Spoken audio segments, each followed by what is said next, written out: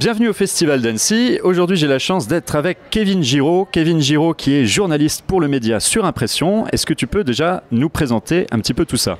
Tout à fait. Du coup, Sur Impression, c'est une revue belge de cinéma, donc une revue qu'on a lancée il y a plus ou moins 2 ans, format papier, distribuée dans toutes les salles de Fédération Wallonie-Bruxelles. J'attrape la petite copie. Elle est même avec nous ici au festival. Donc c'est une revue qu'on a lancée parce qu'on voulait vraiment remettre le format papier au cœur de la découverte et donc proposer aux gens de se rendre dans les salles et de pouvoir feuilleter un magazine qui leur parle de l'actualité cinéma, qui leur parle des sorties, de l'agenda des événements, des festivals et qui se plonge vraiment dans le cinéma de manière à la fois pointue mais accessible, pour inciter à la découverte et inciter au partage et surtout pouvoir ramener le magazine chez soi. Oui, c'est important de soutenir aussi le format papier, d'avoir d'autres temporalités. Nous, sur Mac, vous savez, si vous nous suivez, qu'on a également des articles assez longs, qu'on essaye de sortir des réseaux sociaux. Phénomène qui est assez important. Alors moi, j'ai pu arriver au festival un petit peu en retard. Toi, tu es là depuis le début. Alors comme je le disais, on est fatigué, on est tous suants, il fait très chaud. On a des cernes qui ont commencé à gonfler. Beaucoup d'interviews qui viennent prochainement également. Et je voulais déjà revenir avec toi, peut-être sur certains films que tu as pu voir. Qui ont pu te plaire tout particulièrement, que tu trouverais peut-être au-dessus de la sélection. Quel est peut-être déjà ton coup de cœur que tu mettrais en avant, alors qu'au moment où est enregistré ce podcast, sachez qu'il y aura la cérémonie de clôture dans quelques heures. Suspense infini. Oui, tout à fait. Mais je pense que, de ce que j'ai entendu et de ce que j'ai vu, il y a quand même 2 favoris. Alors d'une part, il y a Arco, que j'ai pas encore vu, que j'ai très envie de voir, mais qu'il faut absolument que je rattrape. Et il y a Amélie et la métaphysique des tubes, qui est un film du coup adapté d'un petit roman d'Amélie Nothomb, donc autrice belge, qui raconte dans ce petit roman sa jeunesse au Japon, donc les premières années de sa vie qu'elle a passées au Japon parce que son père travaillait là-bas en tant que diplomate. Et c'est un film qui est vraiment d'une tendresse infinie, qui est étonnamment tout à fait adulte et en même temps tout à fait accessible aux audiences familiales et qui est d'une beauté. C'est une animation, c'est les équipes, donc les 2 coréales, donc c'est Lian Chohan et Maëlys Valade. Ils travaillent depuis longtemps avec Rémi Chaillet et donc ils ont travaillé sur Tout en haut du monde, ils ont travaillé sur Calamity et on sent qu'ils ont vraiment réussi à créer quelque chose qui est visuellement bluffant et en même temps extrêmement touchant dans son propos. Oui, puis ils ont vraiment réussi à capter, je trouve, le public dès les premières minutes, puisque en fait ça commence, et c'est de la perspective de la jeune Amélie Nothomb, qui se fait appeler Amé d'ailleurs en japonais, qui signifie la pluie, et qui se considère un peu comme Dieu. Et c'est un peu ça le point de départ du film d'animation, c'est de se dire qu'effectivement quand on est jeune enfant, eh bien tout tourne, tout gravite autour de nous, et petit à petit son monde s'effondre, et c'est fait avec beaucoup d'intelligence, je trouve. J'ai aussi trouvé que c'était très bien écrit, très bien joué, très bien joué, c'est toujours bizarre quand on dit ça de la part de dessin, mais je pense aussi que c'est un challenger de poids, sachant aussi que dans les festivals ils ont aussi tendance à essayer de mettre en avant des films qui sont en sélection spécifiquement à Annecy. Alors il était aussi à Cannes, c'est vrai, comme Arco, mais je pense que ça pourrait se jouer entre ces 2 films. Alors pour Arco, cette fois-ci on est du côté d'Hugo Bienvenu, bien connu dans le monde de l'animation. Il a gravité dans de très nombreuses écoles et il est également bien connu du monde de la BD. Il a sorti Arco, qui est un film de SF, mais vous savez, quand SF, on a souvent une séparation entre les optimistes et les pessimistes, et lui, on pourrait peut-être plus facilement le ranger dans la catégorie des utopistes, qui est devenue chose rare de nos temps, entre guillemets. Qu'est-ce que tu en as pensé de ton côté ? Alors, j'ai pas encore vu Arco, mais de ce que j'en ai entendu, franchement, je suis assez d'accord avec toi. Il y a le côté utopiste, qui pour moi d'ailleurs est entre les 2, tu vois, c'est ni optimiste ni pessimiste, c'est proposer un futur alternatif.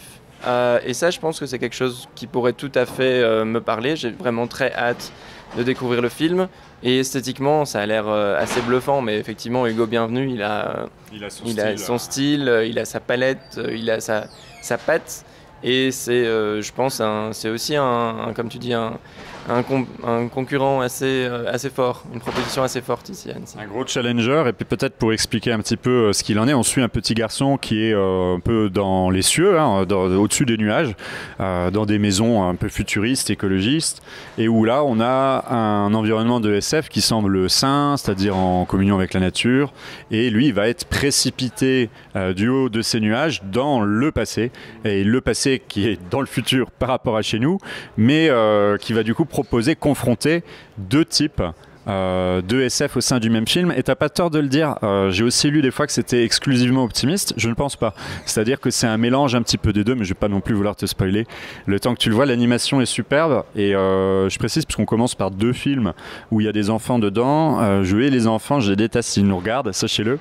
Mais alors dans ces deux films, c'est très réussi parce qu'ils ont beaucoup de maturité, c'est très bien écrit. On n'est pas du tout dans le côté gnangnan. C'est vraiment des films qui sont pour tout public, autant pour des adultes que pour des jeunes. Est-ce que tu as vu d'autres films qui ont pu te marquer dans la sélection Contre-champ ou alors la sélection long métrage? On va les marier toutes les deux. Alors j'ai vu d'autres films, mais je voulais juste revenir parce que du coup moi j'ai 3 enfants. Et notamment... Je les déteste. Je les déteste, franchement, ils m'insupportent. Je suis très content d'être là. Non, mais c'est vraiment quelque chose que je trouve assez fort, en tout cas dans Amélie, c'est que c'est un film qui parle d'enfants, mais qui prend pas les enfants pour des imbéciles. C'est un film qui te montre l'enfance avec une vision assez complète. C'est un film qui est intelligent et qui te prend pas pour quelqu'un qui n'a aucune capacité de réflexion. Et c'est vrai qu'en plus, moi, j'ai justement un enfant qui a 2 ans et quelques, donc l'âge de la petite Amélie. Et du coup, je retrouve énormément de ce petit enfant dans Amélie et dans la manière dont elle se prend pour Dieu et dont elle envisage le monde et comment ça évolue. Donc ça, c'est clair.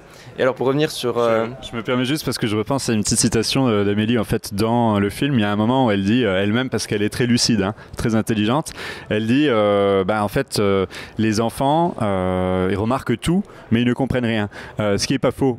Et c'est vrai que c'est sympa parce qu'on est de la perspective de la petite. On voit bien qu'il y a plein de choses qu'elle saisit, où les adultes ne le voient plus, et de l'autre côté, il y a des événements qui lui arrivent où elle est incapable de le comprendre, un proche qui part, etc., etc. Et ça, c'est vraiment très fort, et je pense que ça reste une très belle adaptation. Oui, et puis comme tu disais, je pense qu'une des choses qui fait la force du film, c'est l'actrice qui incarne le personnage d'Amélie, dont je me souviens plus du prénom, mais qui est une actrice extrêmement talentueuse et qui arrive à trouver vraiment le ton juste pour interpréter ce personnage d'une très très jeune enfant, mais en lui donnant une voix off qui est extrêmement mature, extrêmement lucide et d'une vitalité incroyable. C'est vrai que maintenant que tu m'y fais penser, on a vu des dessins animés dans les années 90 doublés par des adultes qui jouaient le rôle d'enfant, et c'était pas toujours réussi, ça dépendait desquels, hein. C'est parfois surprenant. Alors pour revenir peut-être un petit peu à d'autres films qui auraient pu toi aussi te marquer,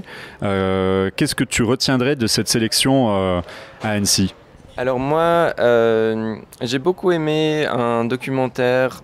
Est-ce que c'est un documentaire? Je ne sais pas si c'est un documentaire, c'est un biopic en tout cas, coproduit entre le Brésil et le Pérou, qui s'appelle Nimuen d'Aju, et qui raconte l'histoire d'un chercheur allemand qui s'appelle Kurt Unkel et qui est surnommé Nimuen d'Aju, enfin, surnommé, qu'une tribu d'Amazonie baptise Nimuen d'Aju. Parce qu'en fait, il a passé plus de 20 ans de sa vie à parcourir les tribus d'Amazonie, à essayer de les défendre, à aller à leur rencontre, dans une optique qui était certes à l'image de son temps, donc assez anthropologiste, avec une volonté de récupérer des objets et de les ramener, de les renvoyer vers les musées occidentaux, mais en même temps, c'est aussi un des premiers activistes, entre guillemets, qui a œuvré à la défense de ces tribus indigènes face à un gouvernement qui essayait de les déloger, de récupérer leurs terres, de les parquer dans des réserves. Et c'est quelqu'un qui s'est battu jusqu'à sa mort. D'ailleurs, il a été assassiné dans des circonstances un petit peu louches, qui s'est battu pour défendre les droits de ces tribus, qui les a aidés à justement baliser leurs terres et empêcher des grands propriétaires terriens de s'emparer de ce qui n'était pas à eux.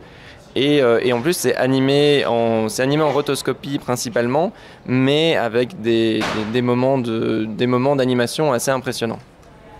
Alors, j'ai pas pu voir ce film-là de la sélection. On vous rappelle qu'il y a vraiment beaucoup de films qui sont présents, sans compter les work in progress.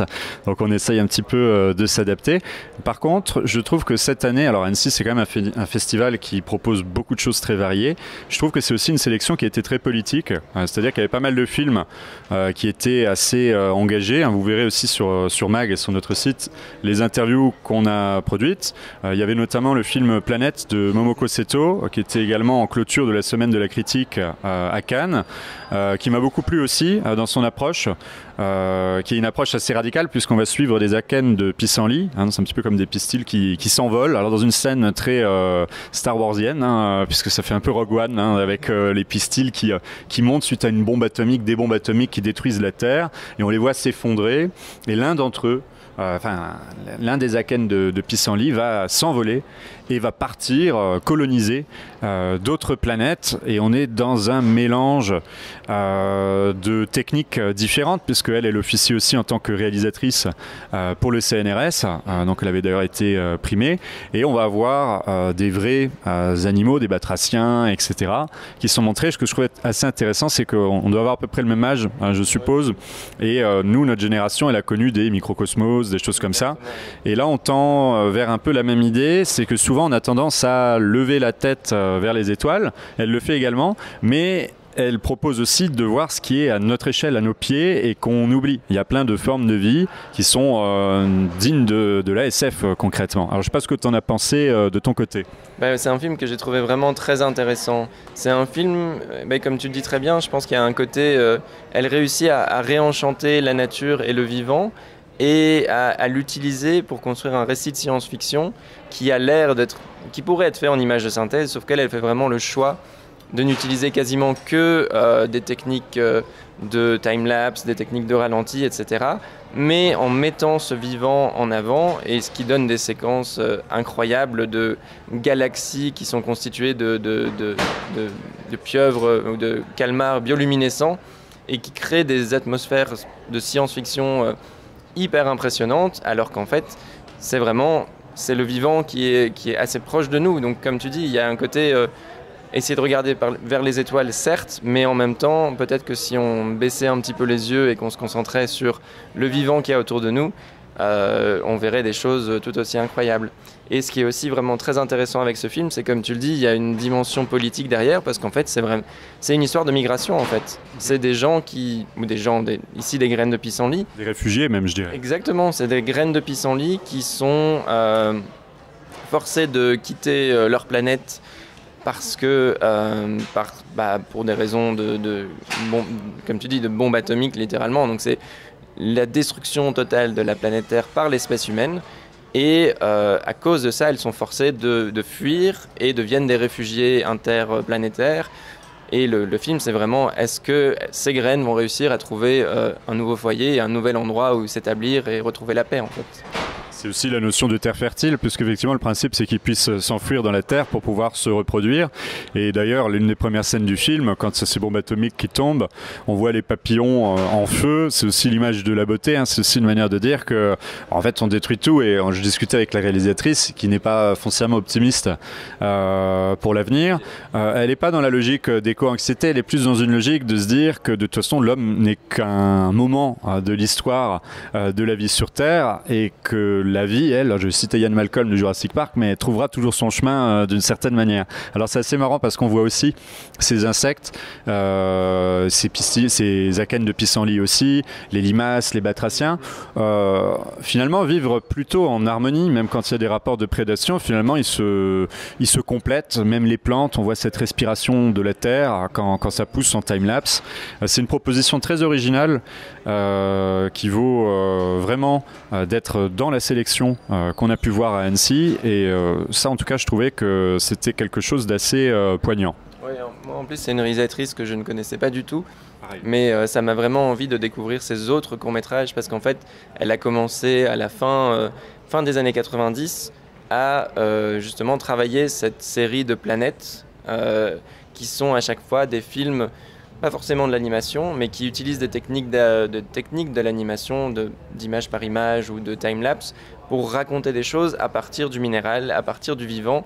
Et donc on voit des des champignons qui créent des sculptures incroyables, des cristaux de sel qui ont l'air de venir d'un autre monde. Et elle a un univers visuel extrêmement impressionnant, assez unique. Et moi, ça m'a donné vraiment envie d'en savoir plus, en tout cas. Moi aussi, je vais m'intéresser à ces courts-métrages, parce que du coup, en discutant avec elle, elle me les a envoyés, donc si tu veux, je pourrais te les partager. Elle a fait des choses de ce type-là, mais elle a aussi fait des choses assez originales, puisqu'elle est d'origine japonaise. Et elle a fait aussi un court-métrage sur des geishas, en fait, au Japon. Et je suis très curieux de le voir également, parce que ça a l'air d'être autre chose aussi que ce qu'elle propose ici, avec Planète. Alors, autre film de la sélection, qui à mon sens est l'un des plus puissants que j'ai vu ici, c'est La mort n'existe pas, film canadien de Félix Dufour-Laperrière, qu'on a également eu l'occasion d'interviewer, donc vous retrouverez ça prochainement sur Mag. Film qui interroge directement la question de l'action directe, avec de jeunes adolescents, ou de jeunes adultes, qui sont dans la forêt et qui vont décider de prendre d'assaut pour éliminer des personnes qui sont là, qui vraisemblablement, on ne sait pas exactement qui ils sont, mais vraisemblablement sont bien lotis, feront peut-être partie des 1% entre guillemets. Alors, je voudrais savoir ce que tu en as pensé, et peut-être déjà que tu pourrais évoquer ce style graphique qui est hyper tranché, qui moi m'a tout particulièrement séduit. Alors, je te rejoins complètement sur le style graphique. C'est vraiment une palette hyper particulière. On a des choix de couleurs très marqués qui nous accompagnent pendant la plus grande partie du film. À l'inverse, moi, c'est pas un film qui m'a parlé. C'est un film où je trouve la situation initiale extrêmement intéressante. Je trouve que cette réflexion sur l'action directe est quelque chose de très fort et de résolument contemporain. Par contre, j'ai eu beaucoup plus de mal à tenir sur la longueur.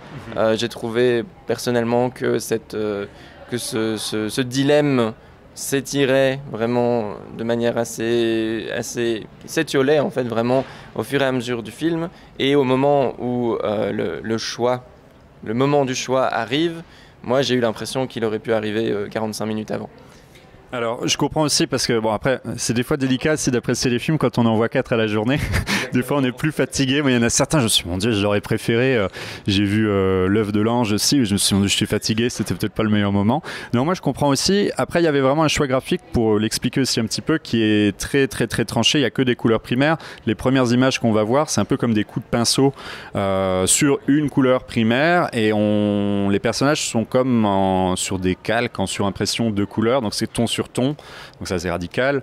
Et il y a cette idée de se dire que finalement leur environnement lui reste. Eux ils sont là, ils évoluent là-dedans, ils essaient de le faire changer, mais au fond derrière c'est toujours ces mêmes coups de pinceau qui restent. Et en discutant avec le réalisateur canadien, il y a évidemment des interrogations qu'il a lui-même et qu'il a voulu mettre dans le film, c'est-à-dire sauter à pieds joints dans la lutte. À un moment, entre guillemets, je ne vais pas dire l'univers s'effondre, mais si on suit un minimum ce qui se passe dans le monde et qu'on voit les pronostics qu'il y a eu dans les années 90 sur l'écologie et qu'on voit ce qu'il en est maintenant avec les rapports du GIEC, etc., moi, il y a toujours une question qui m'interroge, c'est de me dire à partir de quel moment on va arrêter de dire qu'il s'agit de gens qui sont extrémistes, des gens qui vont être des activistes, et on dit qu'ils ne sont pas raisonnables, mais être radical aussi à un certain moment, même dans l'écologie ou des choses de ce type, c'est revenir à la base, c'est revenir aussi à ce qui est utile et ce qui sert. Et je trouvais qu'il y avait une métaphore qui était très belle, et avec l'idée de se dire que ces personnages, c'est pas manichéen, hein, c'est pas la lutte finale de Che Guevara non plus, hein, c'est pas comme ça, mais il y avait aussi des phrases qui étaient très belles et très percutantes, je trouvais très poétiques, plutôt des mots courts. Et à un moment, il y avait cette idée de dire elle va passer du je voudrais au je veux. Et je trouve que c'est quelque chose que notre époque n'arrive pas à faire facilement. Et moi, j'ai trouvé qu'il y avait quand même une beauté là-dessus. Donc, film très politique aussi. Film, du coup, qui divise un petit peu. Hein. On aura l'occasion de le voir en salle, puisqu'il sortira en salle en France, ce qui est quand même aussi une chance. Ouais. Autre film, peut-être qui a pu te marquer, on a parlé d'Arco, on a parlé d'Amélie et la métaphysique des tubes. Est-ce qu'il y a un autre film que j'ai peut-être pas pu voir moi, qui serait peut-être ton chouchou? Alors moi, J'étais parti dans un autre chemin de pensée. Vas-y, hein. Mais c'est parce qu'on en a parlé un petit peu avant hors micro, mais je pense qu'un de mes coups de cœur aussi, c'est Allah n'est pas obligé. Ah oui. C'est un film assez impressionnant dont j'avais eu la chance de suivre le Work in Progress l'année dernière au festival. Un film, j'utilise tout le temps l'adjectif impressionnant, mais c'est un film qui pour moi a vraiment une tonalité assez particulière, qui est du coup réalisé par un illustrateur qui s'appelle Zaven Najar et qui a aussi travaillé en tant que directeur artistique pour La Sirène, film de Sepideh Farsi sur la guerre Irak-Iran dans les années 80. Je me permets juste d'ailleurs aussi de dire La Sirène, que vous retrouverez la critique sur le film et l'interview de Sepideh Farsi, qu'on aurait adoré interviewer à Cannes. On était à 2 doigts. Vous savez qu'elle avait fait un film sur la photojournaliste qui a été assassinée depuis. Donc qui est officier à Gaza, et donc ça sortira prochainement en salle. Ne manquez pas de soutenir son travail, elle est toujours engagée dans des produits qui sont assez fous, et c'était très chouette de retrouver son directeur artistique de La Sirène. Oui, parce que lui, il fait un film qui est tout aussi engagé politiquement, un film qui pour le coup raconte l'histoire d'un jeune enfant soldat, Birahima, qui se retrouve embrigadé contre son gré dans les guerres civiles du Libéria et de la Sierra Leone, et qui va devoir traverser ces zones de conflit en devenant lui-même un enfant soldat pour essayer de rejoindre sa tante après le décès tragique de sa mère. Et c'est quelque chose qui c'est adapté d'un roman qui a une tonalité vraiment assez unique, parce qu'il arrive d'un contexte extrêmement dur et d'un sujet très très difficile à traiter.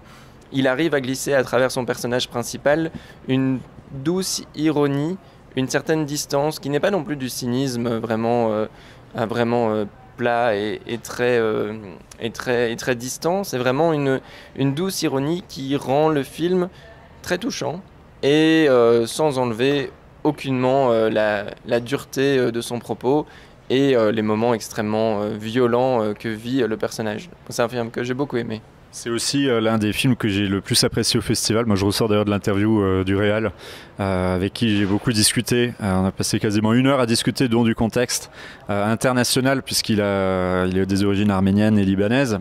Donc, effectivement, à l'heure où on tourne cette vidéo, vous savez que le Moyen-Orient est en feu, c'est assez compliqué.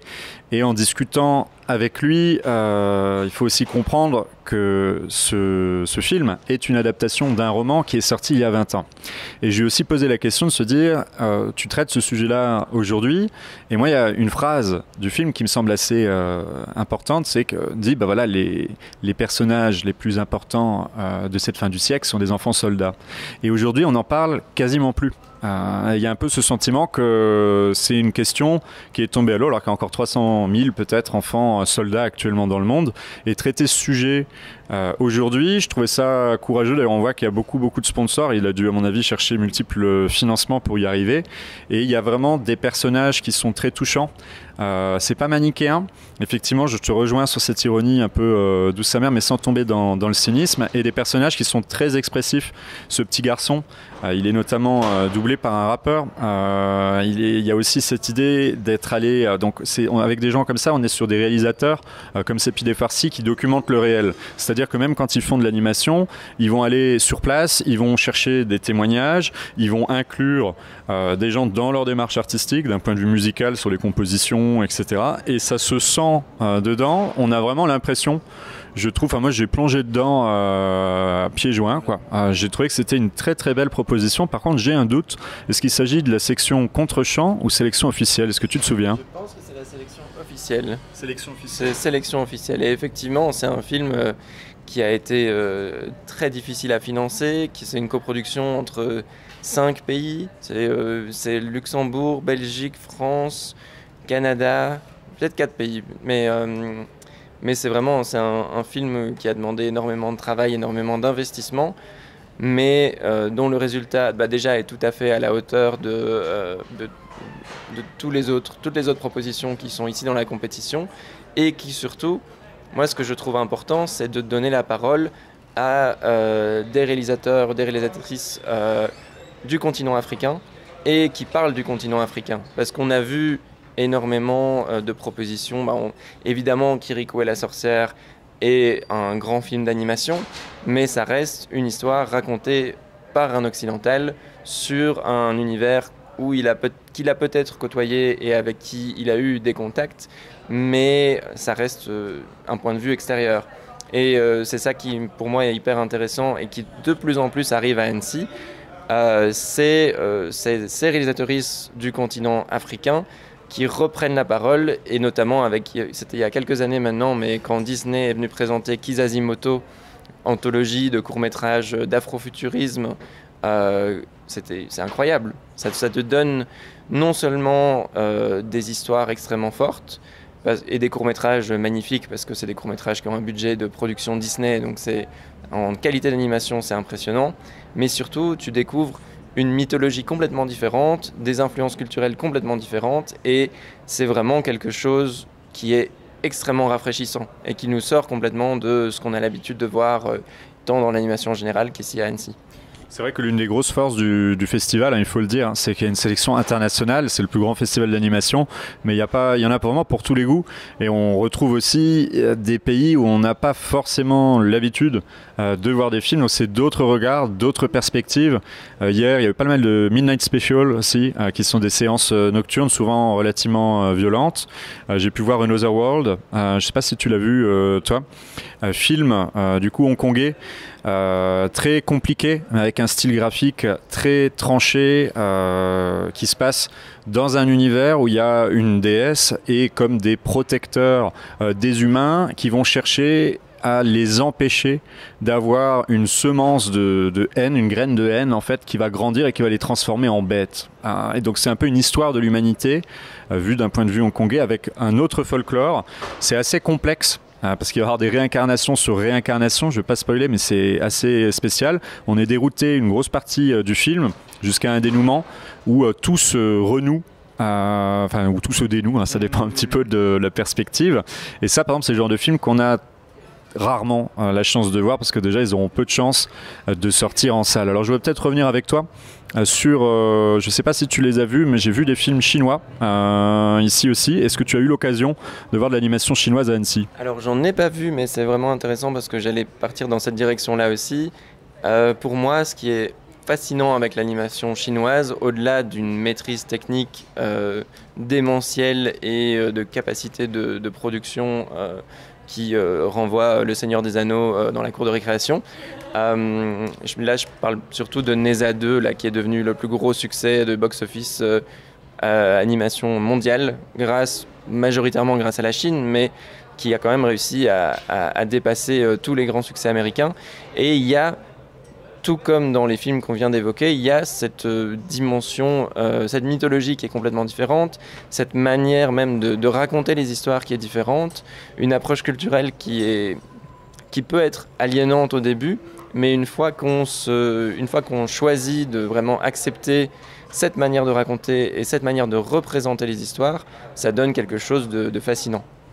Je suis d'accord aussi, je pense qu'il se passe quelque chose en Chine ces dernières années. Alors je vais marier, moi je ne suis pas spécialiste d'animation, donc nous on est ouvert sur le cinéma et le jeu vidéo sur notre site, mais il y a quelque chose qui se passe en Chine, je le vois dans le jeu vidéo comme l'animation, ils sont en train de rattraper le retard qu'ils pouvaient avoir, des fois ils officient en tant que seconde main, un peu comme l'Inde, et on le voit dans le jeu vidéo aussi, avant certaines consoles étaient interdites en Chine, enfin toutes les consoles étaient interdites en Chine, depuis qu'ils ont ouvert les vannes et que les consoles occidentales comme japonaises sont accessibles, on voit des productions arriver avec un autre folklore et avec un haut niveau d'investissement. C'est-à-dire qu'il y a de l'argent, il y a du budget. Et dans l'animation chinoise sur les films qui étaient présentés là à Annecy, je pense notamment à Into the Mortal World, il y a... on entend la Gay Pride derrière. Salutations, manifestation LGBT, vous entendez peut-être pas, mais nous sommes dans des AGECO. Et donc je reviens à mon sujet, il y a cette idée de dynamisme aussi constant, c'est d'une rapidité et d'une fulgurance qui pourra diviser certaines personnes qui sont habituées à quelque chose de plus lent. On est bien loin par exemple de l'œuf de l'ange ou des choses comme ça, c'est un style totalement différent même dans la SF. Et dans Into the Mortal World, que j'ai beaucoup aimé, le mouvement, il n'y a aucun recyclage. c'est jamais la même chose. On est vraiment dans une animation qui est très très très généreuse et qui n'hésite pas non plus à taper dans la violence. C'est-à-dire on peut tuer des enfants, on peut... je vais croire que je déteste les enfants, vous n'aurez pas tort, mais on sent qu'on est dans d'autres types de référentiels. Pour moi, Into the Mortal World était une très, très belle pioche également. Alors je rebondirai peut-être juste aussi là-dessus sur... l'année dernière, il y avait Le Royaume des Abysses, où il y a 2 ans, je sais plus, qui était magnifique. Essayez de le voir si vous avez l'occasion, en attendant de voir ces autres productions chinoises, si vous voulez vous donner un avis sur ce qu'ils sont capables de faire en termes de dynamisme et surtout de détails partout. C'est le genre de film qu'on pourrait voir des tonnes de fois pour chercher le détail, voire même le mettre au ralenti. Complètement. Je pense qu'il est disponible sur certaines plateformes de streaming par ailleurs. Et c'est le genre de films qui sont assez bluffants.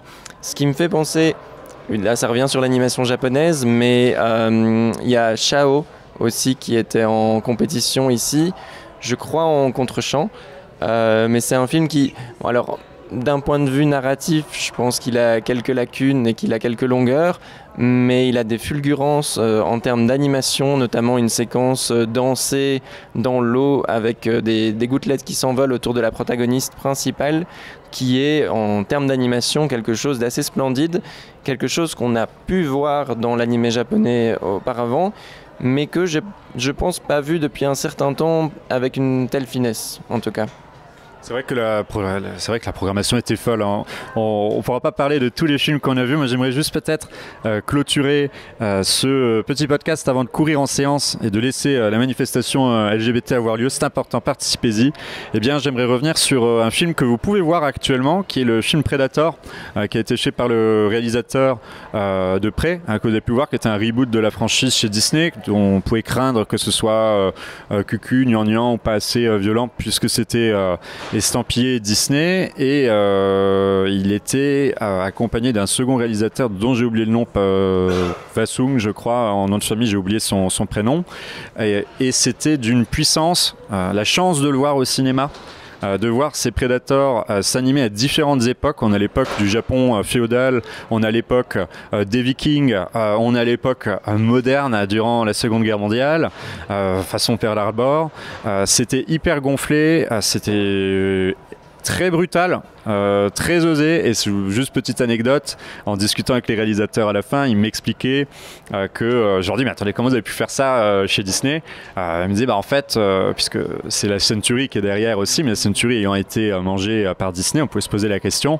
Ils ont officié d'abord avec la Century et leur montrer une scène extrêmement violente d'un personnage qui se fait harponner dans un avion et puis sorti de l'avion par le harpon façon Scorpion presque dans Mortal Kombat et qui finit décapité. Et ils nous expliquaient que si vous mettez au ralenti, vous voyez la tête dans toutes les animations qui fait des expressions bizarres qui tombent dans le vide, et ils se sont dit c'est passé, et à partir du moment là ils ont pu aller jusqu'au bout de ce qu'ils voulaient. Ça fait partie des films dans la vague qui avait été initiée par Spider-Man, par Le Chapeauté, etc., d'une animation débridée, même sur des grosses franchises, et c'est quelque chose qu'il faut saluer dans le cadre de l'animation. Il y a un vrai échange, il y a une vraie communication, les gens regardent ce qui se fait ailleurs. Fortige Studio, par exemple, a pu bosser sur Predator, ça circule, ça s'inspire, et c'est inspirant. Moi, c'est ce que je voulais dire aussi sur ce film-là. Oui, moi je suis tout à fait d'accord. J'ai pas vu Predator, mais j'ai très envie de le rattraper. Mais c'est ça qui est assez impressionnant ici avec le Festival d'Annecy, c'est que même les grands studios, même Netflix, Disney, Pixar, viennent à Annecy et ont des propositions assez fortes et plutôt engagées vers une recherche de danger. En fait, là, je pense qu'il y a on est dans un moment un moment de changement. Parce qu'on voit donc Netflix qui présente une série adaptée de l'univers Splinter Cell en partenariat avec Ubisoft. Et pour animer cette série, ils ont été chercher le studio d'animation qui a fait Le Sommet des Dieux. Et du coup, c'est pas rien. Et surtout, c'est une animation qui est très particulière, très, très réaliste. Une animation qui est un peu froide en fait, mais qui du coup crée un univers de thriller qui convient complètement à l'univers de Splinter Cell. À côté de ça, Disney et surtout Pixar qui vient d'annoncer un nouveau long métrage, Gâteau, qui va sortir en 2027, où Pixar se met pour la toute première fois avec des textures peintes à la main, ou en tout cas un rendu peint à la main. Enfin. Enfin, mais les mauvaises langues diront oui, faire un film sur un chat noir avec des textures peintes à la main, c'est peut-être à cause de Flow. Voilà, on ne peut pas évidemment ne pas faire le parallèle entre Flow, le robot sauvage, et Disney qui se met à faire un croisement des deux. Mais en attendant, ça veut dire que les studios d'animation ne se reposent pas sur leur laurier, ça veut dire qu'ils essayent des nouvelles choses et que oui, bien sûr, on a l'adaptation live de Lilo et Stitch ou l'adaptation live de Dragon qui a été présentée ici. Mais en attendant, les mêmes studios comme Pixar vont chercher des réalisateurs de séries Cartoon Network pour faire Hoppers et proposer quelque chose de complètement différent avec un humour assez mordant, etc. Vont pousser leur technique de 3D jusqu'à un point où on a des rendus magnifiques dans Helio là, qui va bientôt sortir en salle et sont prêts à se mettre en danger et à partir dans des technologies assez nouvelles pour des projets comme Gâteau, tout en continuant évidemment à faire Toy Story 5.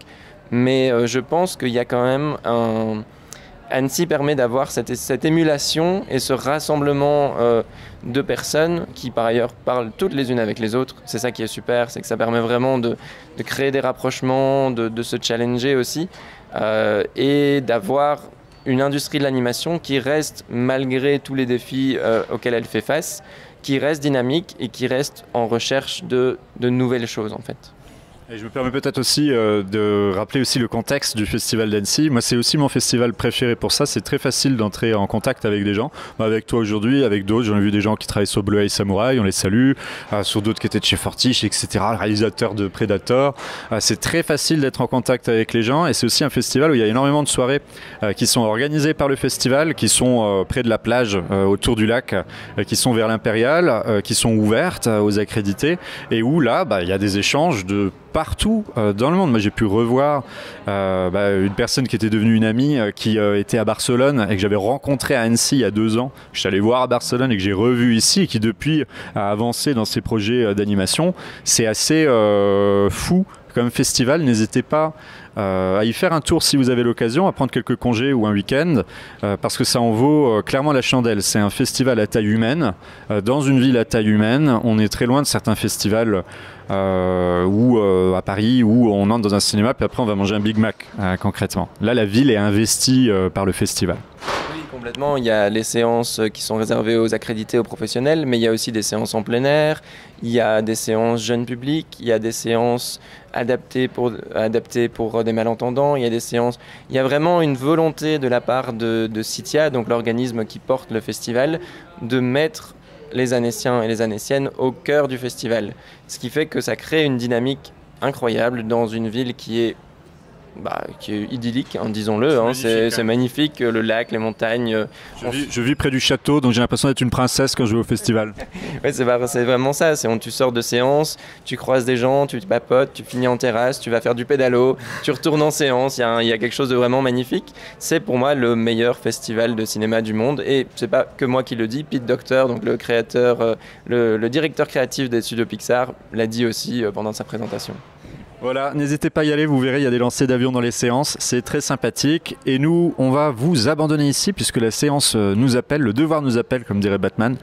Et on se retrouve très prochainement pour de nouvelles interviews, critiques sur Mag et également dans le magazine Sur Impression. N'hésitez pas à aller voir le travail de Kevin Giraud et à très bientôt. Merci beaucoup.